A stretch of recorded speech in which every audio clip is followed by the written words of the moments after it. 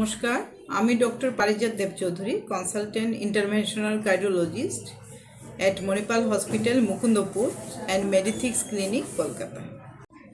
যাদের heart attack হয়েছে বা হার্টে ব্লকেজ আছে, ওরা কি খাবে আর কি খাবে না, এ নিয়ে আমার কাছে অনেকেই প্রশ্ন করে। তো যাদের হার্ট অ্যাটাক হয়েছে বা হার্টের প্রবলেম আছে বা হার্টে কোনো ধরনের ব্লকেজ রয়েছে, ওদেরকে কিন্তু খাবারটা খুব সাবধানে খেতে হবে। কারণ আমাদের খাদ্যাভ্যাস বা খাবার যে অভ্যেসটা, সেটা যদি ঠিক না হয়, তবে তার থেকে নানা ধরনের হার্ট রিলেটেড প্রবলেম হয়। তো কি খাবেন ওরা? সবচেয়ে প্রথমে মনে রাখতে হবে, হার্টের রুগীদের কিন্তু খুব বেশি করে ফ্রুটস আর ভেজিটেবলস খেতে হবে।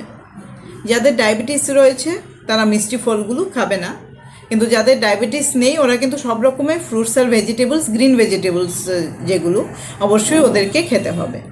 খাবারের লবণের মাত্রা বা নুনের মাত্রা একদম কম রাখতে হবে। যাদের হার্ট ফেলিয়ার রয়েছে, মানে হার্টের পাম্পিং ফাংশন যাদের কম, ওদেরকে কিন্তু জল কম খেতে হবে।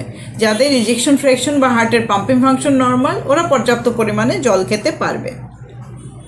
মাংসের মধ্যে রেড মিট অ্যাভয়েড করতে হবে, কিন্তু চিকেন খাওয়া যেতে পারে।